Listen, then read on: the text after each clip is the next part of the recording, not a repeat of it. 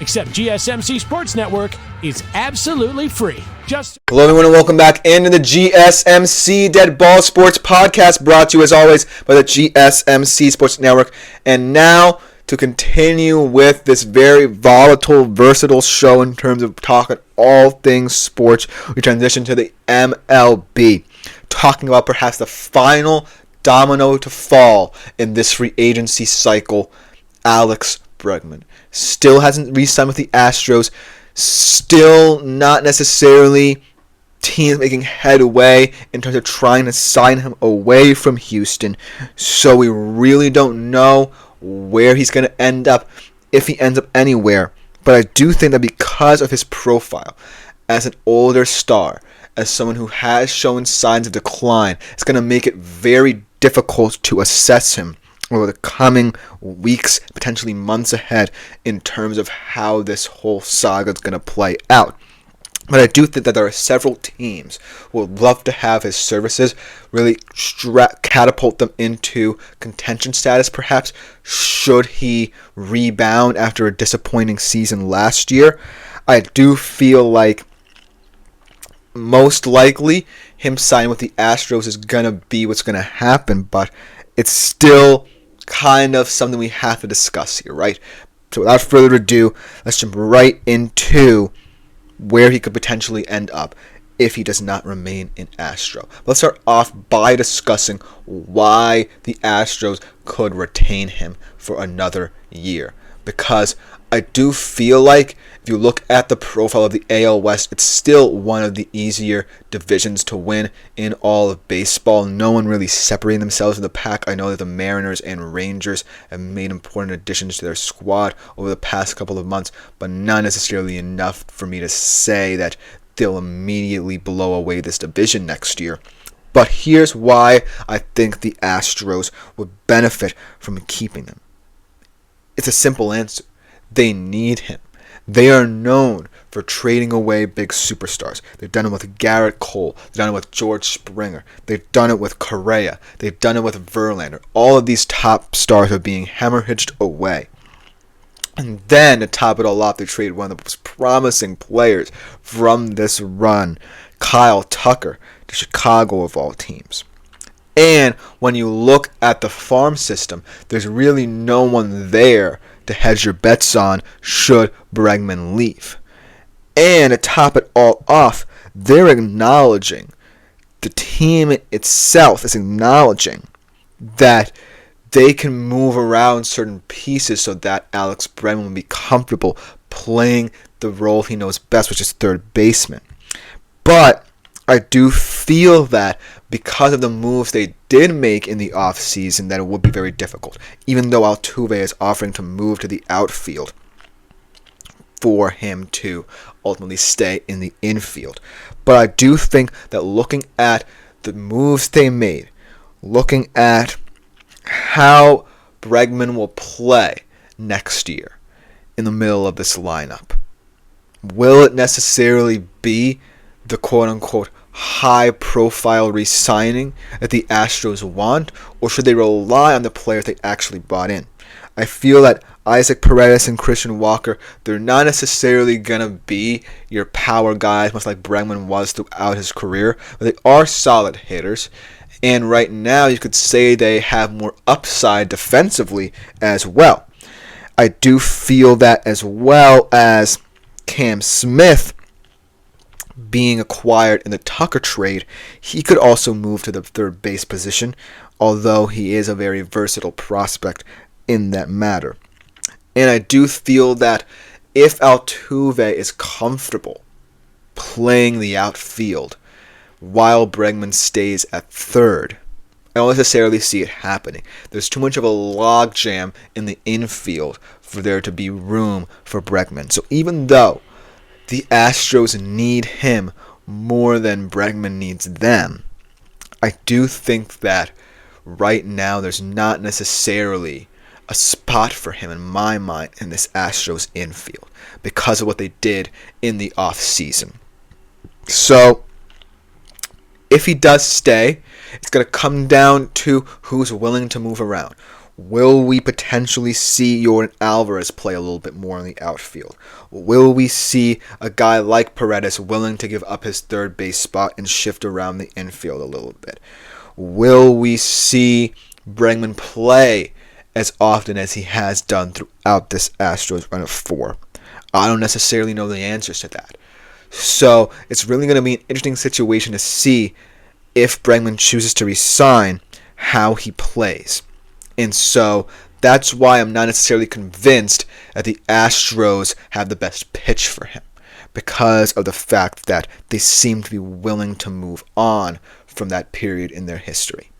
But let's talk with a team that could acquire his services over the coming weeks ahead.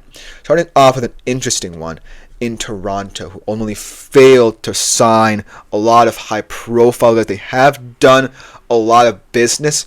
They got Anthony Santander. They got Max Scherzer as a depth piece for pitching. But I don't necessarily feel like they've gotten the high-profile guys that were out there like the Sotos, Sasakis, and Burns of the world that they really want. And if they're trying to build around Vlad Guerrero Jr. and convince him to stay, a signing much like Bregman could move them in that direction. So even though I feel like Toronto is in a spot where they need to integrate all the pieces they've brought in seamlessly, and one of those pieces being a very versatile infielder in Andres Gimenez, I do feel like this could just be as complicated as the Houston situation, where you don't necessarily know if Alex Bregman will play enough because of the shift they're going to have to see in the infield. But it could convince a lot of the players who they're relying upon, like the Bo Bichetts and Vladimir Guerrero Jr.'s of the world, to stay should they go out and sign a high-profile guy like Bregman, even though he's the last-case scenario here. But here's why I feel like this situation might be even a bit more tenuous than, say, even the Houston situation, because I don't necessarily know if Vlad is content to sign with the Toronto Blue Jays, and Bo Bichette either. Then, if you see those two leave, then you're looking at an offense that has a 32-year-old Anthony Santander, who, although hasn't necessarily showed much sign of slowing down as Bregman, because he's a power hitter, might not play well as he ages. And then a guy in Bregman who's 31 years old and also rapidly losing power as well and hitting more for average this late in his career, combined with a farm system ranked 24th in the majors.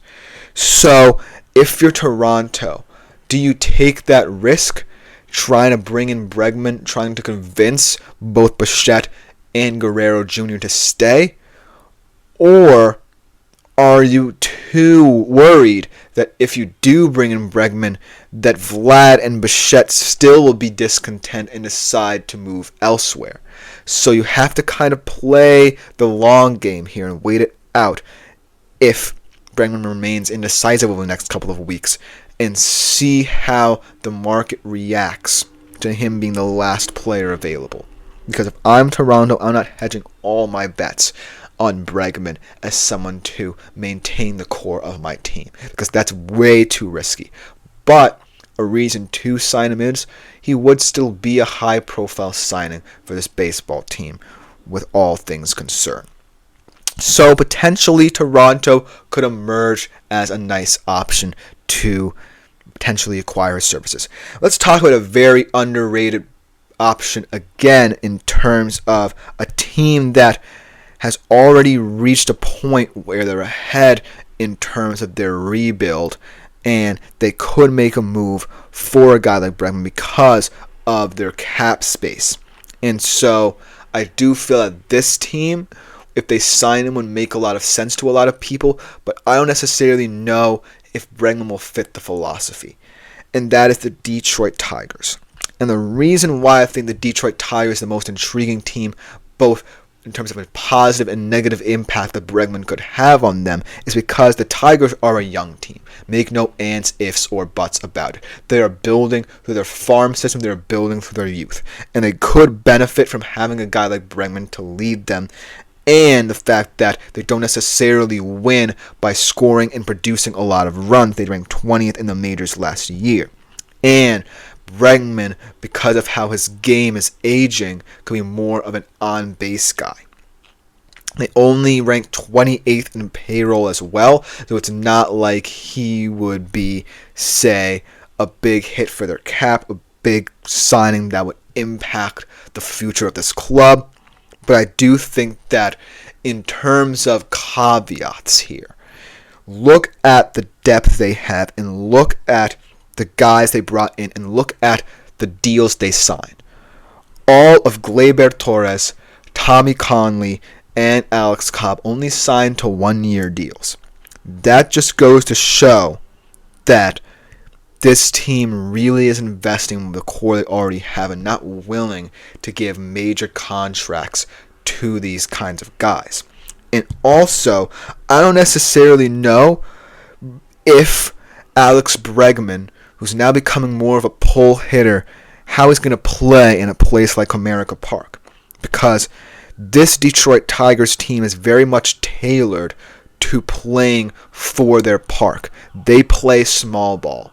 And if Bregman is considered like this high-profile signing, a lot of Detroit Tigers fans might expect him to be their ultimate producer on offense. I don't think he can be that guy for them. Because if his numbers continue to decline, then it would very much be an underwhelming signing, because Detroit would be a team relying more on its defense rather than having a guy in the middle of your lineup like a Bregman produce for you offensively. So it would be a very risky signing for this Detroit team. With that being said, they have the payroll to ultimately sign him, and they might really want someone to bring this young core together, even if he's not necessarily going to impact them that much offensively down the stretch of his career. But let me know what you think of the whole Bregman situation, just because he is the last domino to fall and because this has extended on for as long as it has. But coming up next, we transition yet again to another sport, the world of college basketball, continuing with our Bubble Watch segment, talking about the Big East and how this conference has become so complicated to dissect over the past couple of weeks. We'll be coming up with that right after this short break.